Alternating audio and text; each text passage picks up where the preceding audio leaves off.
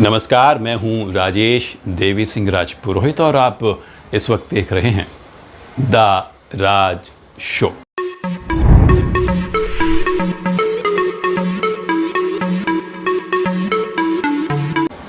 मेरे प्यारे साथियों, मैं आपसे आज की स्टोरी पर बात करूं उससे पहले ये जानना चाहता हूं कि क्या आप सोनू सूद को जानते हैं? आप तो कहेंगे हाँ जानते हैं ना, क्यों नहीं जानते, बहुत अच्छा इंसान है। किसी बच्चे से भी पूछ लो तो वो भी बताएगा कि सोनू सूद इस वक्त लोगों की मदद करने वाला मसीहा है। मज़े की बात है कि पर्दे पर खलनायक के किरदार को जीने वाला व्यक्ति असल ज़िंदगी का हीरो है। लोगों की मदद करना उनके स्वभाव में है और वो इसके लिए किसी भी स्तर पर जाकर के लोगों की मदद करते हैं। कमाल की बात है कि जब पहला लॉकडाउन लगा था तब सोनू सूद चर्चा में आए थे। वो इसलिए क्योंकि जो लोग गरीब मज़दूर फंसे हुए थे उन मज़दूरों को उनके घर तक पहुंचाने का ज़िम्मा सोनू सूद ने लिया था। बसों की रेल लगा दी थी। लोगों को किसी तरह से उनको घर तक पहुंचाया जाए, यही सोनू सूद की मंशा थी।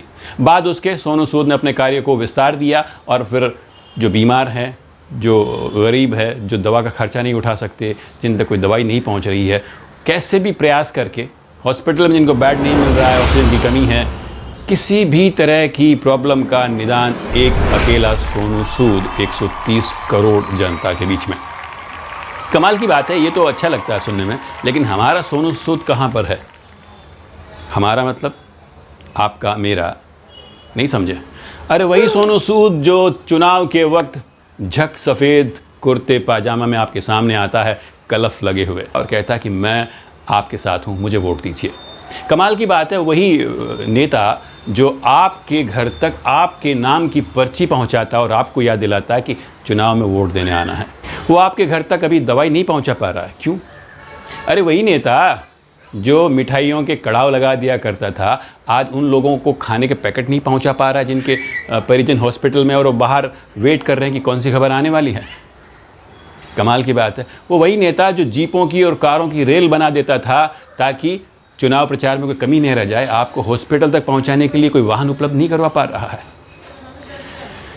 कमाल की बात है, ढूंढो अपने सोनू सूद को, वही जो आपके इलाके का हीरो बना फिरता है।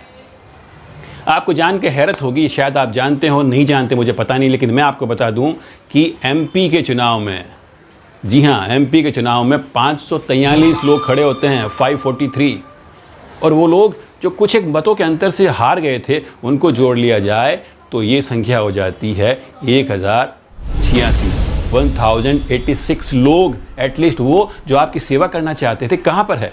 ढूंढो उनको। और उनको जो एमएलए, जो विधायक चुन करके आते हैं, उनकी संख्या भी तो अच्छी खासी है हिंदुस्तान में, 4215।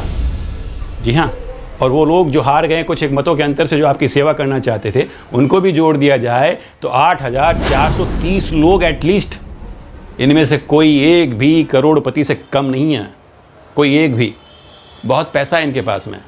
आपको शायद पता नहीं है कि ये बात हमें इस तरह से पता चली है कि जब वो चुनाव का अपना पर्चा भरते हैं ना, तो एक डिक्लेरेशन भरना पड़ता है, अपनी आय का स्रोत बताना पड़ता है और कितनी इनकम उनकी बतानी पड़ती है। कोई एक उठा के देख लीजिए, करोड़पति से कम नहीं है। फिर उनके पैसों का क्या होगा? यदि आपकी मदद के लिए वो इस वक्त नहीं आते हैं तो यकीन मानो वो आपके किसी काम के नहीं हैं।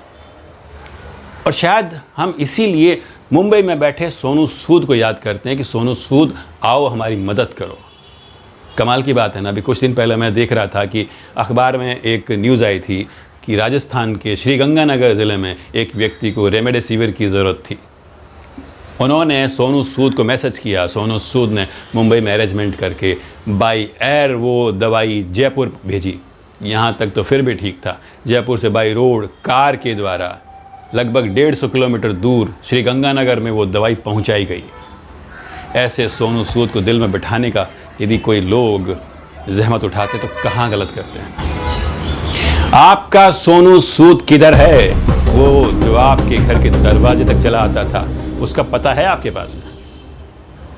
नहीं होगा, आपने पूछा ही नहीं और उन्होंने बताया ही नहीं, क्योंकि यदि आपने बता दिया तो कहीं आप उनके घर तक नहीं पहुंच पाए।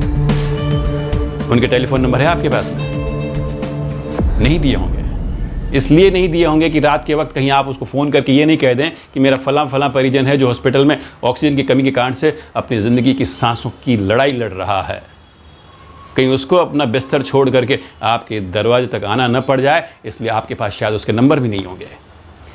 पता करो अपने सोनू सूद का नंबर और पूछो उनसे कि इस वक्त कहाँ पर है। जब आप तकलीफ़ में हैं, जब आप प्रॉब्लम में हैं, तो आपका सोनू सूद कहाँ पर है? वही जो झक सफ़ेद कुर्ते पाजामे में कलफ लगे हुए कपड़ों के साथ आपके सामने उपस्थित हुआ करता था, अब इस वक्त कहाँ पर है?